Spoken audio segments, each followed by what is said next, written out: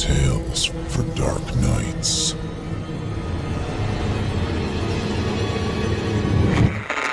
Hey friends, it's me again. You know what's really easy to do and even easier to forget? Help me out and hit that like button if you're listening on YouTube. If you're listening somewhere else, what the hell? Pop in and give me a thumb. Say hi while you're at it. Helps me a ton with that damn algorithm. And besides, it's always nice to see you there. All right then, let's hop on that crazy train. All aboard!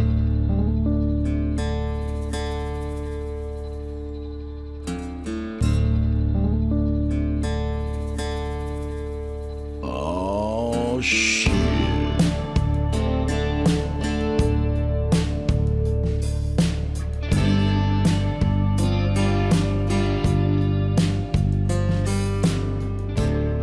Hey, welcome, friend.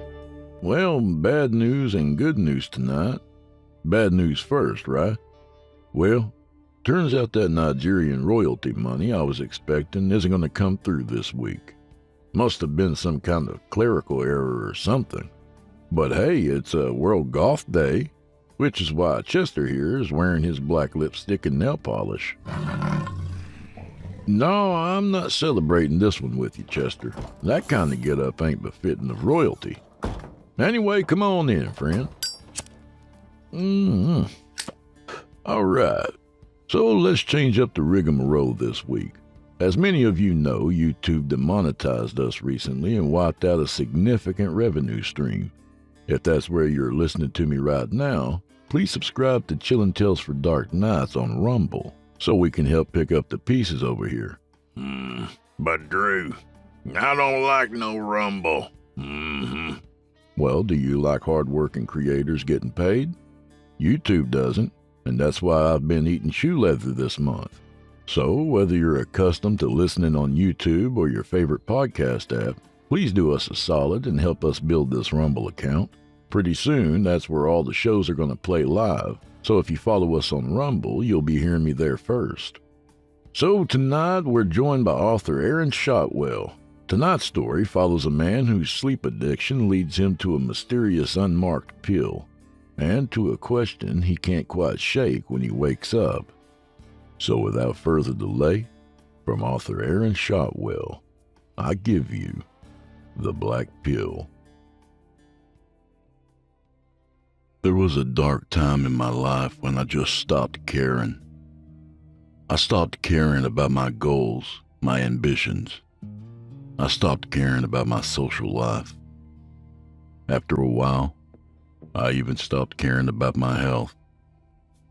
It might have been depression, but it felt deeper than that to me, and it led me down an unhealthy road. I was a pill popper, addicted to sleep aids. It became a chemical dependency, but I had already fallen deep into the addiction long before then. I slept all the time.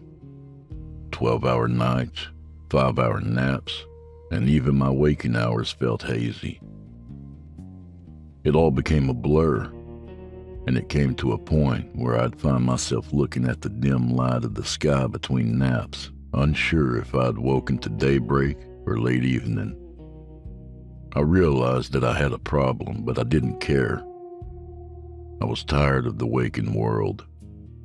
I couldn't find a job and was living off of the last of my unemployment checks. I had no car, and my friends had more or less gone their separate ways in life. I was living with my parents, and I couldn't help but dwell on the thought that I was too old to be there. Worse still, they knew I was spiraling beyond the point of no return, and they had stopped trying to help me. It was a wonder they even allowed me to live in their house as long as I had. I only ever found peace from the nagging in my own head and the sweet oblivion of sleep, so I did whatever I could to stay there. I took stronger and stronger pills, more and more of each, until they just didn't work like they used to. When the over-the-counter stuff no longer hit the spot, I dove into prescription-strength cocktails and washed them all down with the bottle of Jack Daniels that I kept under my bed like a dirty secret. Then, one brief and drowsy stretch of unpleasant daylight, I found what would be my last fix. I forced myself out of bed long enough for a trip to the drugstore to restock the medicine cabinet. I was a regular face there, and they knew I was an addict, but they also knew it wasn't their place to say anything, or worth their time to bother for that matter. They never spoke a word to me beyond giving the price and asking for an ID, and that's how I preferred it. I usually left with an armful of great variety. I didn't even bother looking at the names anymore, just so long as they had what I needed. Zolpidem, Doxepine, Trazodone, or whatever else did the trick. There was one box, however, that caught my attention on that particular run. It stood out so sharply that I dropped the other 10 I'd gathered just to pick it up. It was a small box, no larger than a pack of cards, sitting alone on an otherwise empty shelf. It was entirely black. No graphics, no instructions, no warning labels, not even a UPC code. Completely blank except for one word printed in tiny white text in the center of the front face. Time. What did that mean? Time for what? Time for bed, I muttered to myself, snickering at my own less than clever quip. I was intrigued, but not in a clear enough state of mind to contemplate it further, nor apparently to show discretion, because the mysterious box found its way into my pocket long before I stepped up to the checkout counter. I wasn't a thief by nature, but it clearly wasn't a part of their inventory. Whatever it was, I wanted to try it, and I wasn't about to risk confiscation so they could avoid the legal risk of selling it or giving it away. By the time I made it home, I could think of nothing but the black box. I tossed a bag of other goodies to the nearest surface I could find, which might have been the floor. I don't remember. The box had my undivided attention. I only remember sitting on the edge of my bed and staring at it with a fascination uncharacteristic of my mental state, slowly thumbing over its edges for a tab or inward fold. In my absent-mindedness, my nerves jumped slightly when my fingertip grazed a gap and crease, and I slowly pulled the tab loose. I slid from the box a bubble pack with only one cell, containing a single pill, jet black without markings or imprints. If I had a mind to identify it, the pill itself provided no more clues than the enigmatic package in which it came. Truth be told, though, I didn't really care. The fact was that my self-destructive behavior had turned blatantly suicidal. It could have been a multivitamin. It could have been cyanide. I was going to take it regardless, and the possibility of poisoning or death wouldn't deter me. So with a shrug, I pressed the pill from its cell and held it in the palm of my hand. I intended to take it without a second thought, but I hesitated again to spot myself. It felt strange in a way that I still can't quite explain. It wasn't any form of pill that I recognized. It didn't feel as hard as a tablet, but it wasn't quite as soft as a gel cap. There was no joining point or powder, so it wasn't a capsule. It also felt heavy. It was no longer than a common 200 milligram ibuprofen, but it had the dense weight of a steel ball bearing. In fact, the longer I held it, the more I could feel it pressing into my palm. Its size never changed, and yet I could feel my muscles straining against the burden. I felt it pulling toward the earth, pulling down and away from me. I had to grasp my forearm with my other hand just to keep it upright, but I summoned all of the strength I could muster and tossed it into my mouth. I took it dry, uncomfortable as it was, and submitted myself to whatever would come next. I told myself that I was just tired, just like always. I was hallucinating. It wasn't that the pill was heavy. It was just that I had no strength left in my limbs. I tried to convince myself, even as I felt the pill slide down my throat and into my gut with a punishing gravity, crushing me to the bed. And with that overwhelming weight, it dragged my mind from the light into a darkness deeper than I'd ever experienced before. When the addiction first takes hold, you have lucid dreams. They get stranger, make less sense, but they're there. After a while, though, those dreams become bursts of nonsense and timeless nothingness.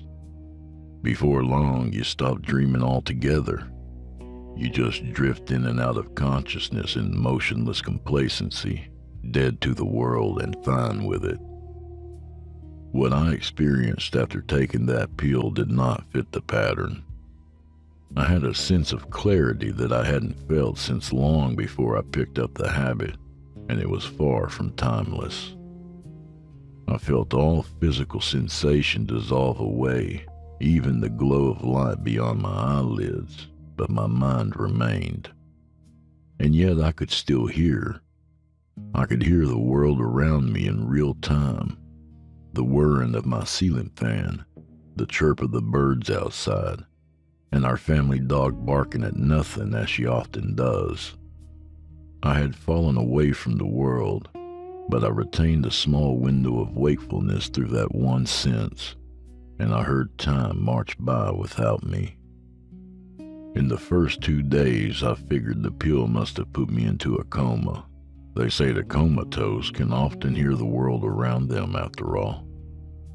But after hearing no one enter my room to check on me, after no one showed the slightest bit of concern for my absence, I suspected something else. I had no idea what was happening, but I knew I wasn't dreaming. It was as if I had vanished, as if I had ceased to exist except for my disembodied consciousness. Explanations notwithstanding, time pressed on and I listened.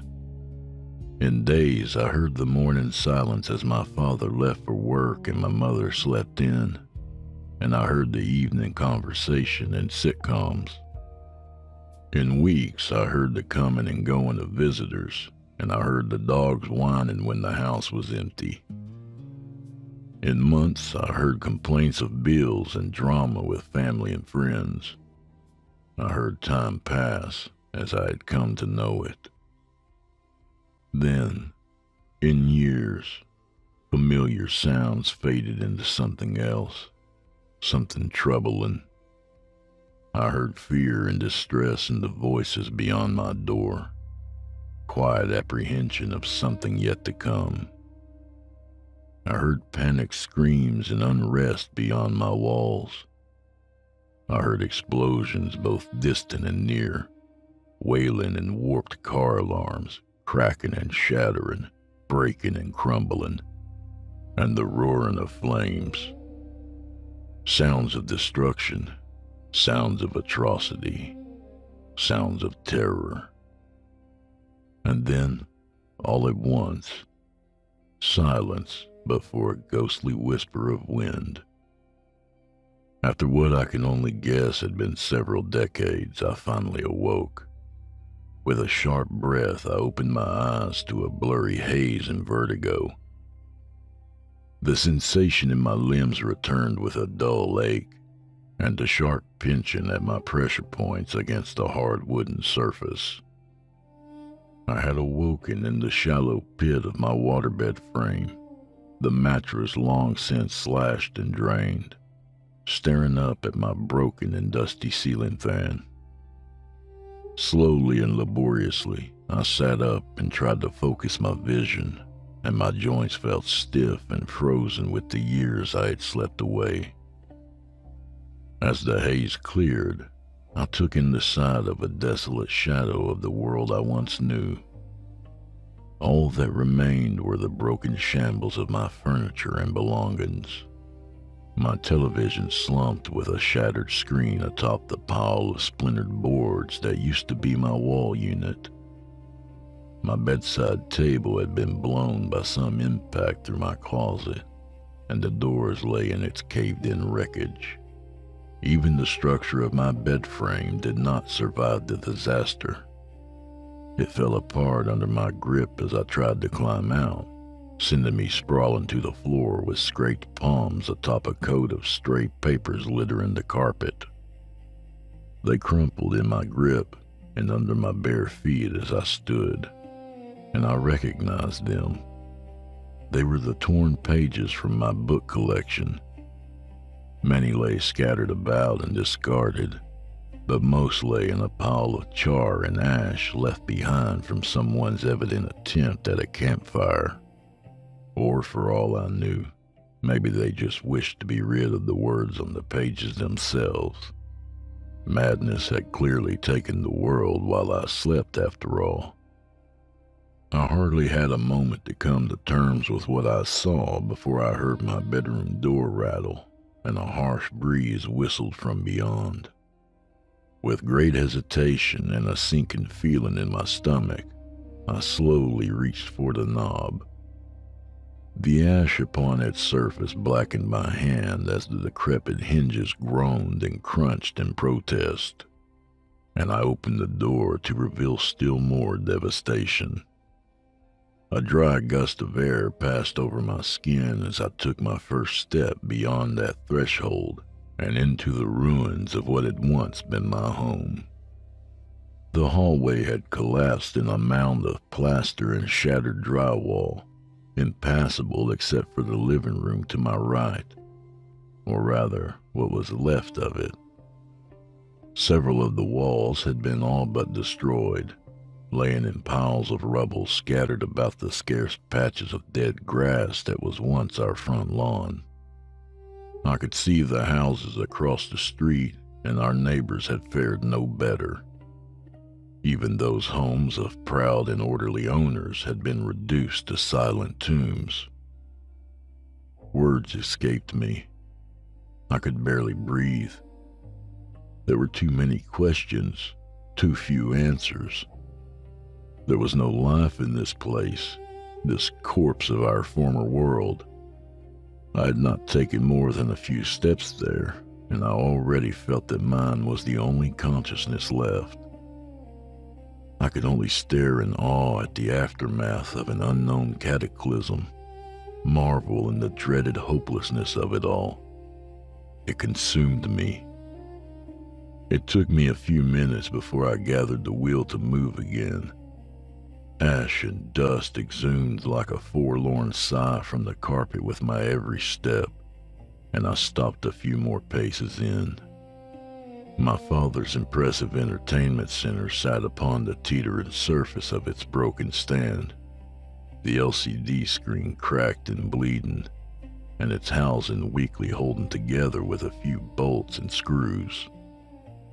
My mother's Bell collection had mostly fallen to ceramic shards and powder upon their warped shelves. The kitchen stove and refrigerator lay overturned upon fractured tiling, and all of the area rugs had either been burned or torn, mostly both. The only structure still standing with its original integrity was the dining room table, and upon it sat a familiar object that struck my heart with pain and longing, a decorative glass chess set with a game in progress, covered in cobwebs and that same coat of ash. Chess was sacred to me. It was a pastime my father and I shared, and an experience over which we bonded throughout my childhood. It was the source of many of my fondest memories. Clubs, statewide tournaments, time on the road, and finally feeling like one of the grown-ups. Skill on the board knew no age. The moment I saw it, I missed my dad, and I missed the world I slept away. Then, just as I went to touch one of the pieces, I heard a raspy voice over my shoulder. It's my son's move. With a startled jump, I quickly turned to face the sound. There, seated in the recliners as always, were the withered ghosts of what had once been my parents. I said that mine was the only consciousness that I could feel, and the image before me didn't change that fact. As they were, they might as well have been a part of the mangled furniture. They had once been relatively heavy people, and had since been reduced, almost literally, to skin and bones. They had turned paler than I'd ever seen any living thing. Even my father, a black man, had taken on a complexion as white and dry as the ash coating everything else in the room. "Dad?" I tried to get his attention, but I received no response. Not even a turn of the head. I approached him with the smallest of steps, and I struggled to find words. "Dad, what happened?" Still no response. I knelt before him, trying to make eye contact that he never returned, and his eyes were cracked, red, and soulless. It was like he didn't even see me, and it choked me up. "Dad, it's me. It's Aaron. Can you hear me?" At last he spoke. "It's my son's move. Made in 3. My win. Made in 3 or 4. He didn't speak to me, but past me and into thin air. A mindless ramble. Knight to Queen's Rook 7. Bishop to... I shook my head in despair.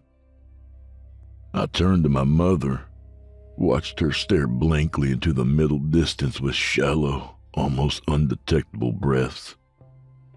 She appeared as a corpse frozen in her final moments, and I'd have considered her as such were it not for the slightest movement of her hand stroking the head of our late family dog, now nothing more than a rotten and matted carcass laying still on her lap.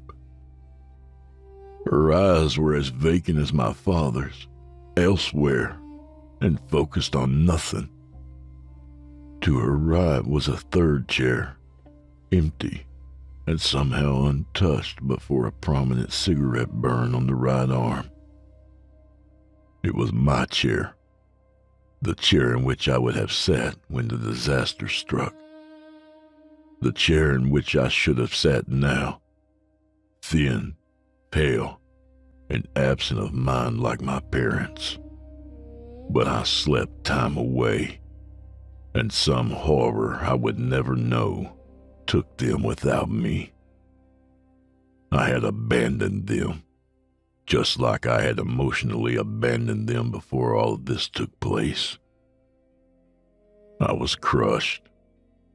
It was all just too much to take, and I felt like collapsing to the floor in a fit of tears, but I didn't have the chance. Before I could even let the feeling sink in, I was jarred to my very core by the most horrific, teeth-rattling sound I'd ever heard in my life. It's difficult to describe, almost like an air raid siren lowered to the thunder and bellow of some colossal beast. I knelt and clutched my head in agony, my palms pressed firmly against my ears in a desperate attempt to block out the noise before it ruptured my skull. It shook the house at the remainder of its foundations, but my parents sat right where they were, seemingly unaffected, at least at first. When the sound faded off, leaving me with ringing ears and nauseous dizziness, I watched my father stand from his chair, although stand isn't really the correct word. It was more that something unseen jerked him up from the chair by his shoulders like a marionette, clattering against gravity, head lolling, back arching and joints loose and wavering. He stood shakily on barely functioning legs, completely unaware of himself, and shambled for the door at the beckoning of that horrible call. My mother never moved an inch, never so much as spared him a glance, and all the while he never stopped rambling to himself about the game that he would never finish. Maiden 3. I followed him as he wandered into the street, yelling after him to no avail. I stood in front of him several times trying to block his path, but he simply walked around me. He looked past me with eyes focused on a single point in the distance, and he continued to mumble to himself. Maiden 3. Knight to Queen's Rook 7. I wanted to hold him in place, to hug him tightly and never let go, but I refrained from touching him in fear that his fragile form might collapse into dust. I couldn't stop him, so I followed him. I don't know why. I suppose I just wanted to protect him from whatever harm was sure to come. He may have been an empty shell, maybe not even my father anymore, but I still loved him. For the first few blocks, I couldn't see where he was going, but his path was a straight shot without any regard for the former rules of the road that for me were still so deeply ingrained. No need to use crosswalks or look both ways since speeding vehicles were clearly no longer a hazard, and even if they were, he was too lost in his days to care for his own safety. The farther we walked, the more horrific the destruction appeared. Rusted and severely dented cars with shattered windshields, some missing doors, buildings falling to piles of bricks, upturned pavement and broken signs, wayward papers and garbage blowing in the wind, leaning street lamps, dangling stoplights, and snapped over power lines without a single spark of electricity. Utter ruin as far as the eye could see, nothing left whole. But I noticed something far more telling.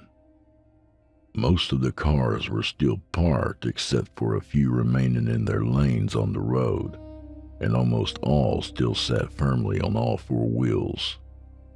I could see no signs of riots or looting, no police barricades, no military presence. Like my parents in their chairs, everything stood where one would expect to find it on any uneventful day. There were a few overturned garbage cans here and there, and some remnants of bonfires, but few and far between. Regardless of the prolonged sounds of horror I heard in my sleep, whatever happened seemed to have happened in a flash, a matter of minutes or seconds to reduce the world to that pitiful state. I'd assumed that there must have been very few survivors, and even most of them had likely perished shortly after. But that thought didn't last. We weren't alone for long. As we stepped onto one of the main streets, a great many shambling husks of former people joined us, all as ailing as my father. They emerged from neighboring alleyways, crawled from within ruined cars, and wandered from the few remaining structures still sound enough to house them. All of them mindlessly hobbled toward the same point on the horizon, a point that I could now clearly see down a stretch of empty road. Suspended in midair at a considerable height, a massive black bell-shaped edifice loomed over a great fissure in the earth in the slowly nearing distance. From that fissure roared a tower of intense fire, and the smoke rose and vanished into the bell's vast hollow. The tower and bell reflected no light, even that of the flames licking the air beneath it, and it almost appeared as a gaping hole in the sky. Yet I could see brief glimpses of something akin to starlight in the depths of its darkness, something rhythmic and mechanical, something designed. As we pressed slowly onward, we were joined by even more hobbling shells of former people, packing ever closer as we neared the bell like a parade of the living dead. I looked around me, and I noticed familiar faces among them, mumbling and groaning like the rest. My younger brother Adam silently walked hand in hand with my 7-year-old niece Charlotte, and she wheezed as though struck with a bout of asthma. Juan, one of my best friends of 23 years, walked several steps ahead of his wife Karina, who dragged her broken leg.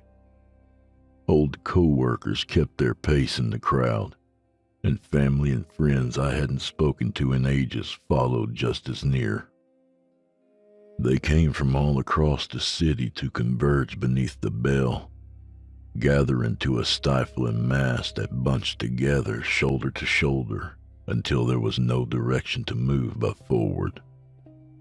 And as more of them came, I could feel a new menacing presence among them. It somehow managed to weave in and out of the crowd, though unlike the walking husks I had seen so far, this presence was watchful and very much aware, shepherding and guiding the lost souls around me. They drifted by in small groups, perhaps more than I perceived, perhaps fewer. They only appeared for fleeting moments at the farthest corners of my vision, vaguely humanoid shadows that retreated from direct sight much like floaters in the eye.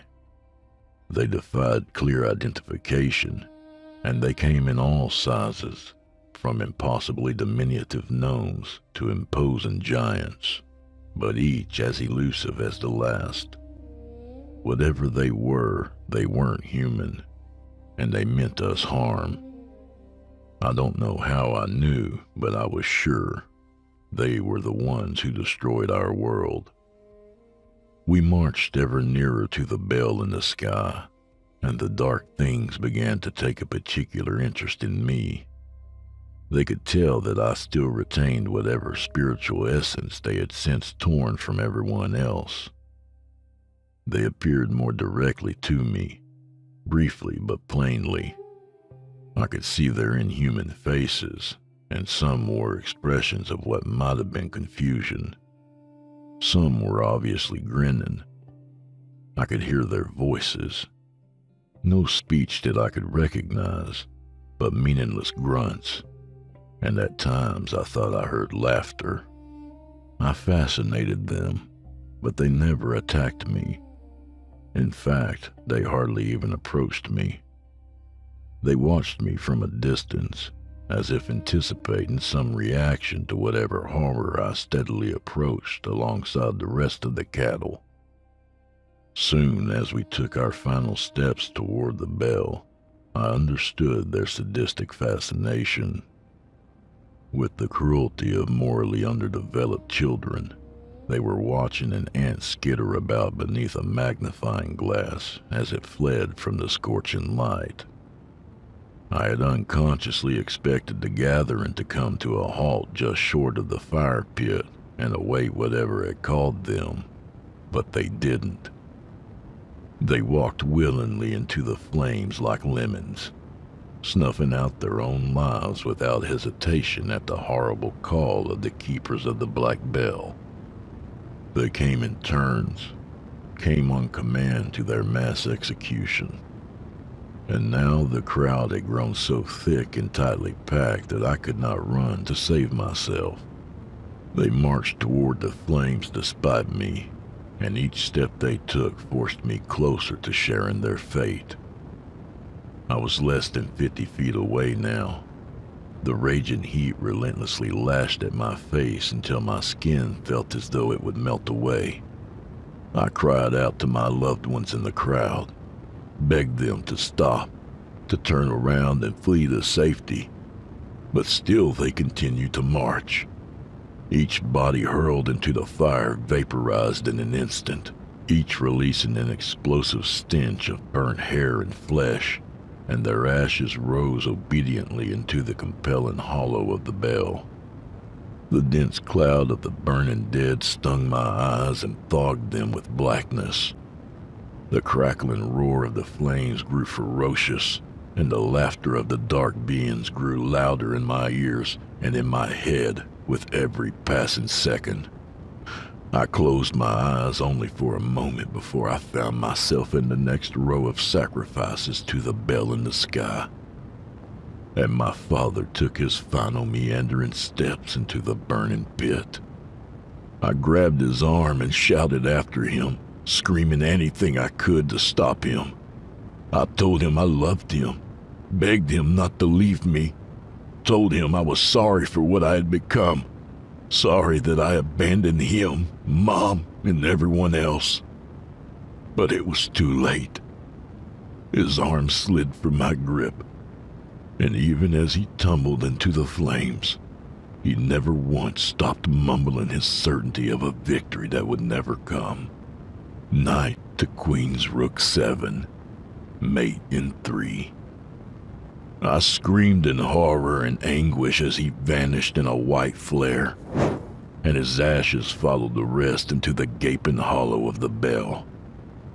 Then, against my stubborn resistance, against my wails of terrified protest, my turn came next. The last thing I saw was the horde of dark things watching me from the other side, chuckling with satisfaction as the crowd at my back shoved me into the pit.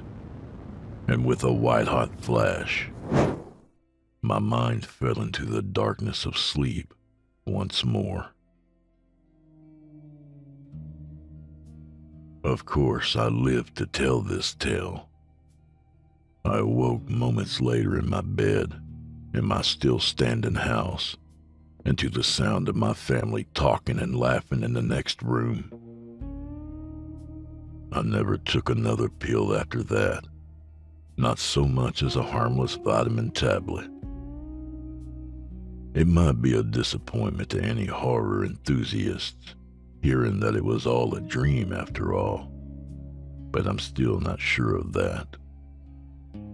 Regardless, whether it was a nightmare or not, I felt that I had been given a second chance, and I did not waste it.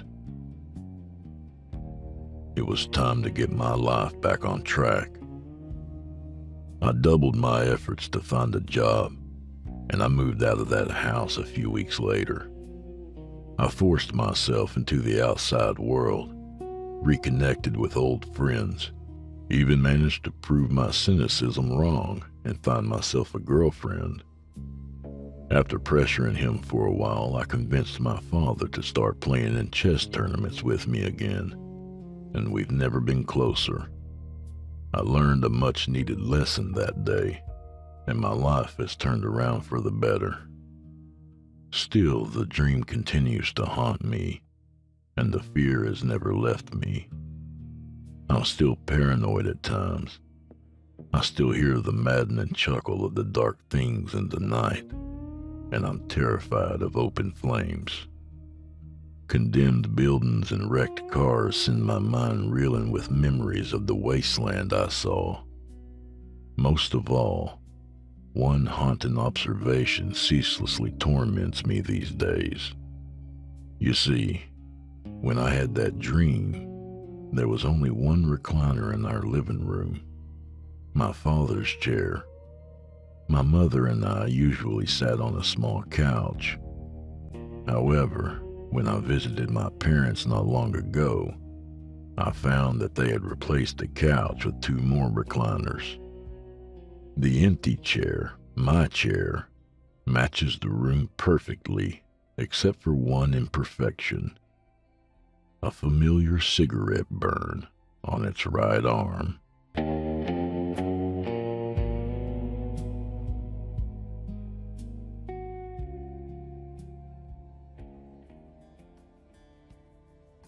And that was The Black Pill by author Aaron Shotwell. A good reminder to never let those chess games go unfinished. A little about the author.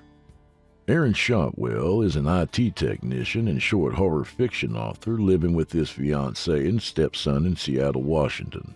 He spends his days solving computer problems, indulging in horror movies and games, playing chess, and writing. Currently, he is pursuing his first novel in an attempt to tackle the romance genre.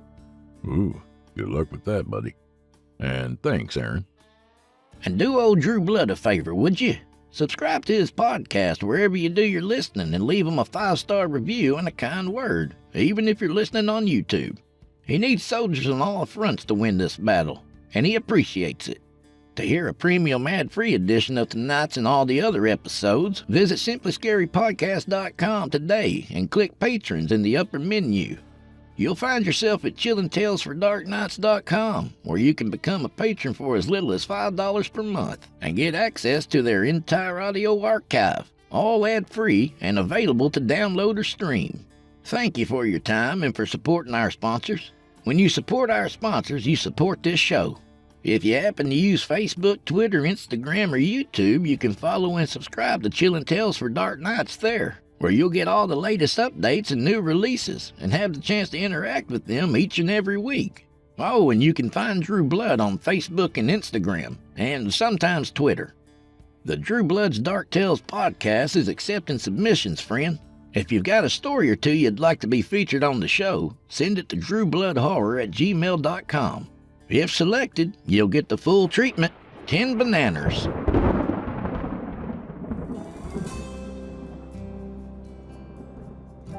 Well, I'm afraid this is where we part ways, at least till next week. So grab a drink for the road, friend. A little late for the patron area rigmarole today, but becoming a patron helps us out too. Go to simplyscarypodcast.com and become a patron. For as little as $7.99 a month, you can get our entire catalog ad-free and available to download or stream. Most importantly, though, it helps us all get paid. So does patreon.com/Drew Blood, by the way. Just tossing that out there. We got mugs. So may the wind be at your back, and may the road rise up to meet you. And until next time, friends, if indeed there is a next time, go fuck yourselves. I'm looking at you, you two, right in the ass. No lube. Sideways. On a Tuesday. Chilling Tales for Dark Nights.